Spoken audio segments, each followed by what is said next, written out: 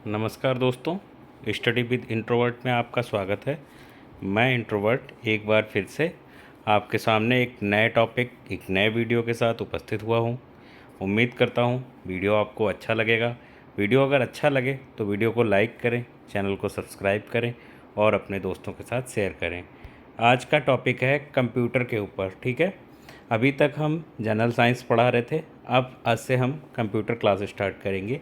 इसमें हम बेसिक से लेकर ऊपर आगे तक सब कुछ आपको हम कंप्यूटर के बारे में पूरी नॉलेज देंगे।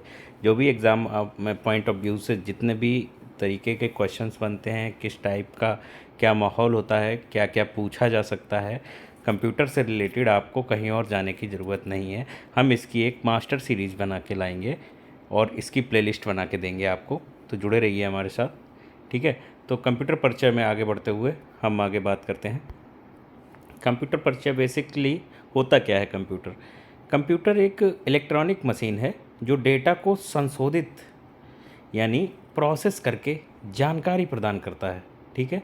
जो डेटा को क्या करता है, प्रोसेस करके इंफॉर्मेशन प्रदान करता है। यह मानव द्वारा दिए गए निर्देशों यानी इंस्ट्रक्शंस को फॉलो करता है, ठीक है। अगर हम मानव हैं और हम क्या करते हैं, किसी भी मशीन को अपना इंस्ट्रक्शन देते हैं तो मशीन क्या करती है, उसको फॉलो करती है और हमारे इंस्ट्रक्शंस के अनुसार वो हमें डेटा देती है, मतलब जानकारी देती है। उसको कहते हैं कंप्यूटर।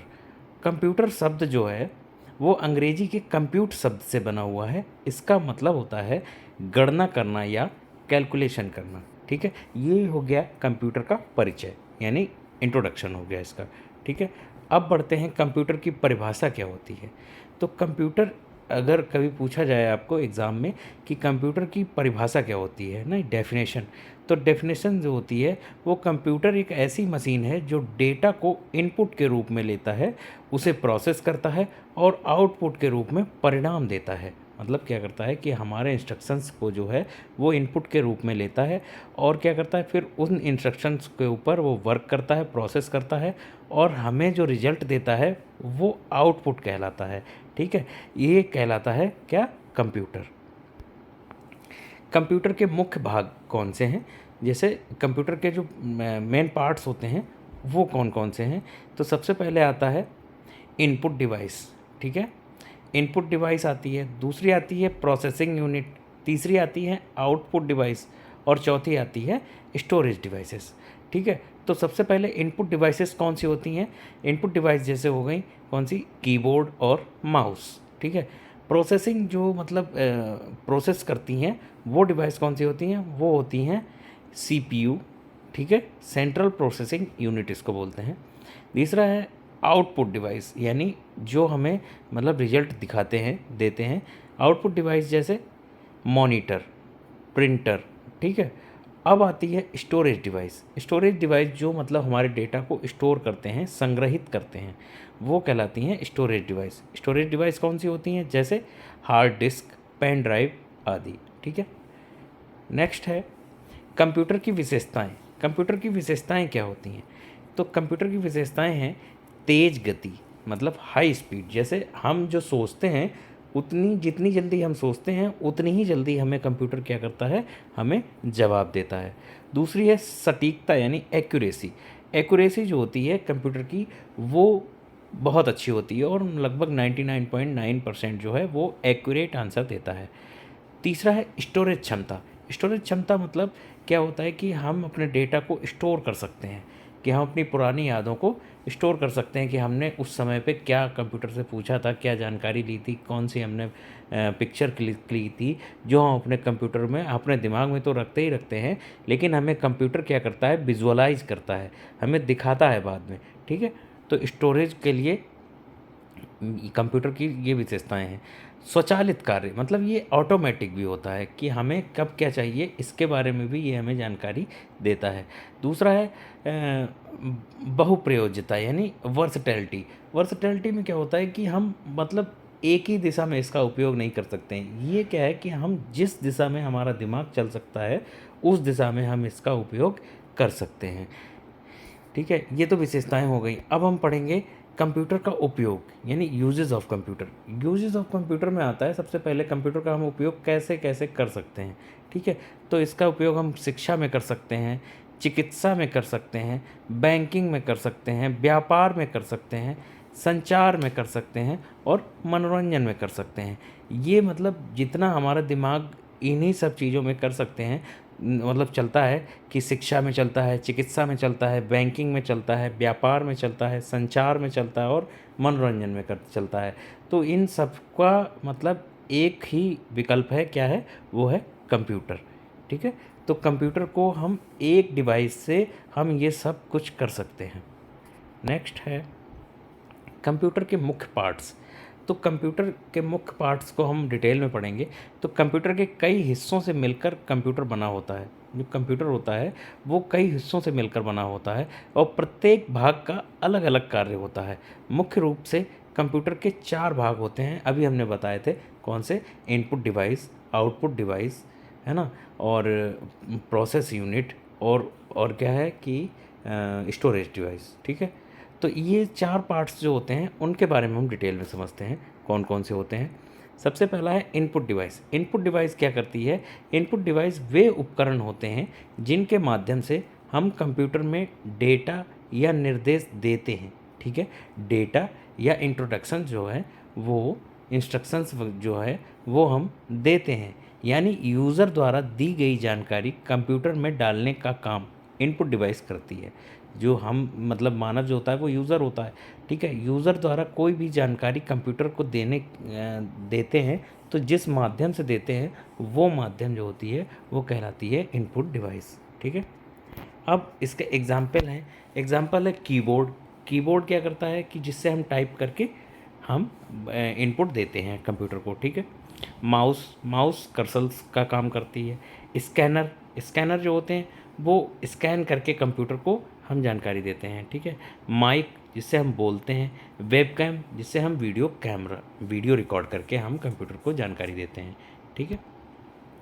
मुख्य कार्य क्या होता है इनपुट डिवाइस का? इनका डिवाइस का मुख्य कार्य होता है डाटा और निर्देश कंप्यूटर को देना, ठीक है। अब दूसरी यूनिट आती है सेंट्रल प्रोसेसिंग यूनिट यानी सीपीयू, ठीक है। सीपीयू को कंप्यूटर का ब्रेन कहा जाता है। सीपीयू जो होता है वो कंप्यूटर का दिमाग होता है। यह कंप्यूटर का सबसे महत्वपूर्ण भाग होता है जो सभी कार्यों को नियंत्रित करता है और डाटा को प्रोसेस करता है। मतलब जैसे हमारी ह्यूमन बॉडी में माइंड क्या करता है, वो सभी कार्यों को नियंत्रित करता है और डेटा को प्रोसेस करता है। मतलब जो भी हमें जानकारी मिलती है उसको सोचने, समझने, उसके ऊपर प्रतिक्रिया करने का कार्य क्या करता है? मस्तिष्क करता है। और कंप्यूटर में ये सब कार्य सीपीयू करता है, ठीक है। तो सेंट्रल प्रोसेसिंग यूनिट जो होती है वो ब्रेन होता है कंप्यूटर का, ठीक है। अब सीपीयू के 3 भाग होते हैं।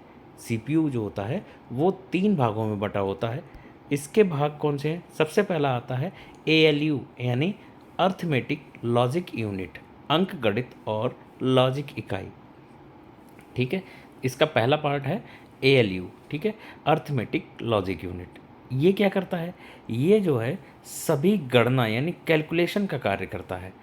तर्क यानी लॉजिक संबंधी के कार्य करता है, जैसे जोड़ना, घटाना, गुणा करना, भाग करना, कोई ऑपरेशन करना, ये सब काम करता है एएलयू, है ना। और ये क्या करता है? डिसीजन लेने में मदद करता है। सीपीयू की मदद करता है ये डिसीजन लेने में, ठीक है। एएलयू का काम समझ में आ गया। अब एएलयू के अलावा जो 2 यूनिट बची हैं, सीपीयू के 2 पार्ट बचे हैं, वो कौन से हैं उनके बारे में भी समझते हैं, ठीक है। उम्मीद करते हैं आपको वीडियो अच्छा लग रहा होगा।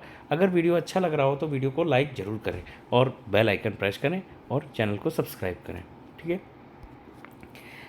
इसके एग्ज़ाम्पल क्या होते हैं एएलयू के? एएलयू के एग्ज़ाम्पल हैं, अगर आपको किसी नंबर की जोड़, घटाव या तुलना करनी है तो एएलयू जो है वो वर्क करता है, ठीक है।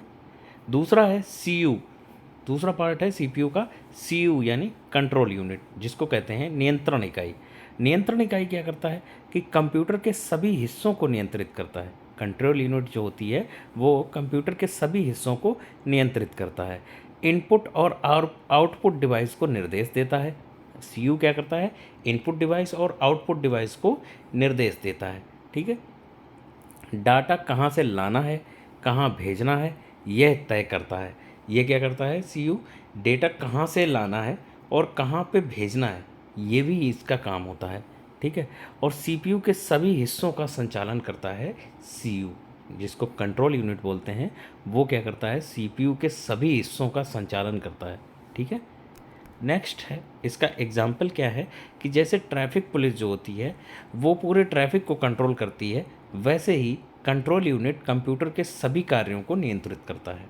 ठीक है, तो ट्रैफिक पुलिस क्या करती है कि चौराहे पे खड़े होकर सारी गाड़ियों का संचालन सुचारू रूप से कराती है, कहीं पे कोई ट्रैफिक या कोई एक्सीडेंट ना हो जाए उसको रोकने का कार्य करती है ट्रैफिक पुलिस। ठीक है, और नियमों को सही से सुचारू रूप से पालन करवाती है। यही कार्य करता है सीयू कंप्यूटर में।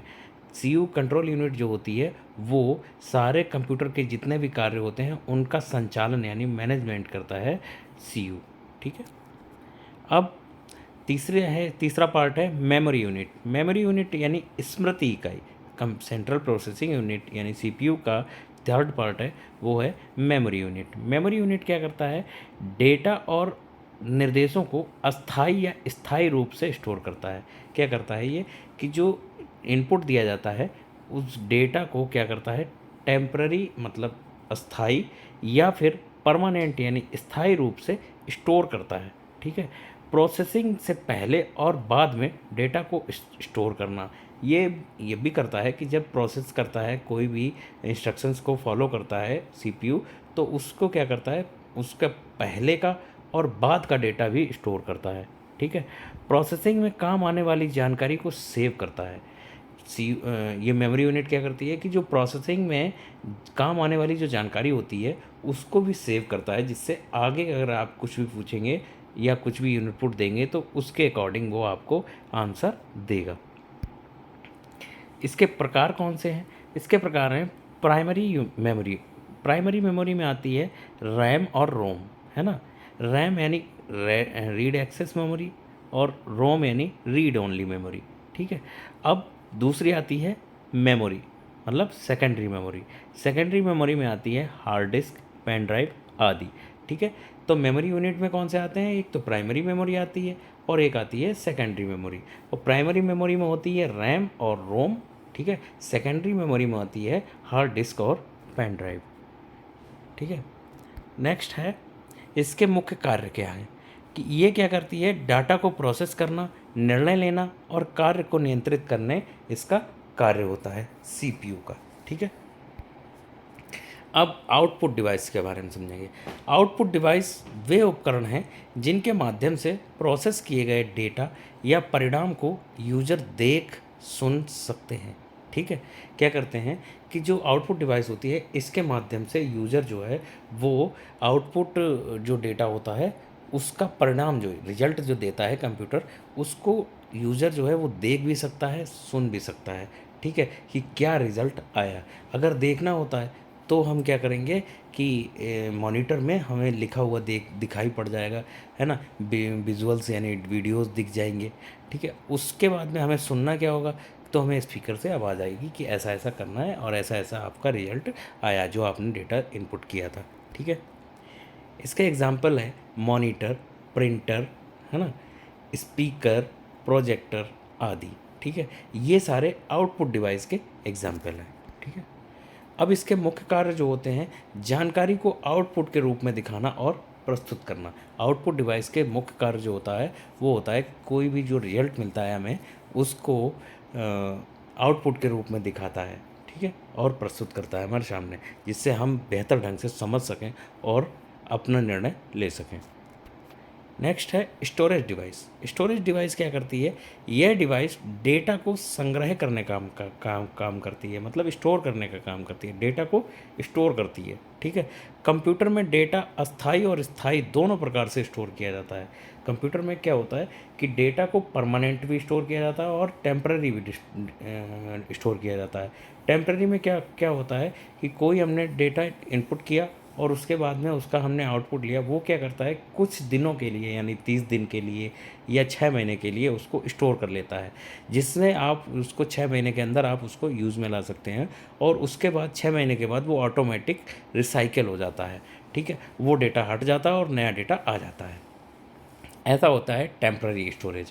अब परमानेंट स्टोर में क्या होता है, परमानेंट स्टोरेज में जो होता है कि जो डेटा हम देते हैं वो एक परमानेंट स्टोरेज में सेव हो जाता है, जो आप लाइफ में या कभी भी जितना जब तक आप चाहें तब तक आप उसको रख सकते हैं। ठीक है, ये होता है परमानेंट स्टोरेज।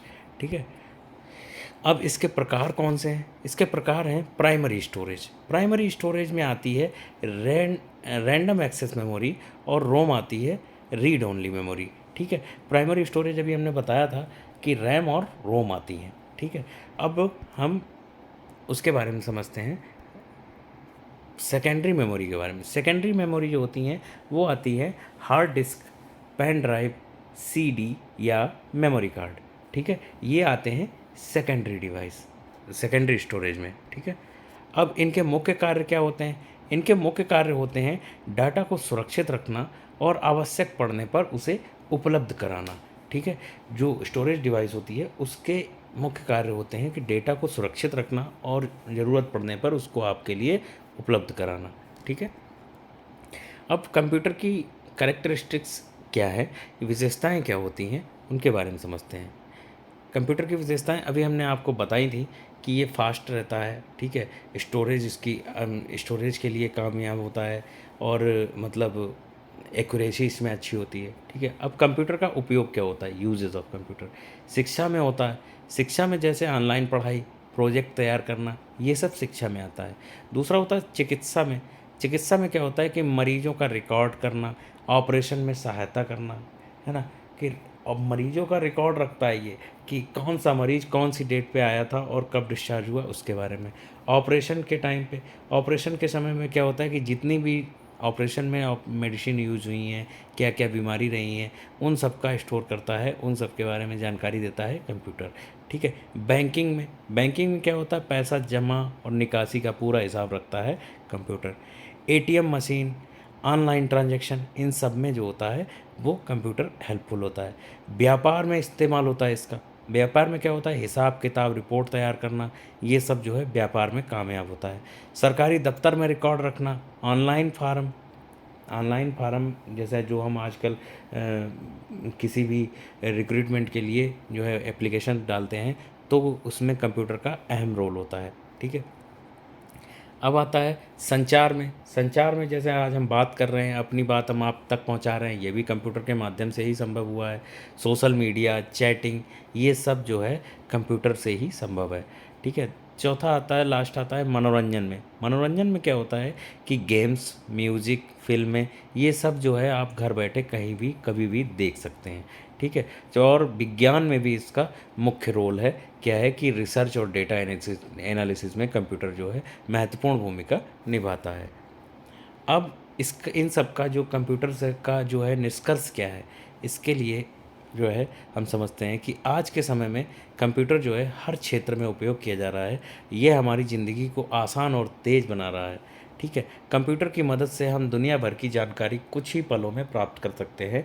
अगर कंप्यूटर नहीं होता तो ये सब जो है संभव, आज के ज़माने में जो मॉडर्न ज़िंदगी जी रहे हैं वो सब संभव नहीं होता है। ठीक है, आज के लिए वीडियो में बस इतना ही।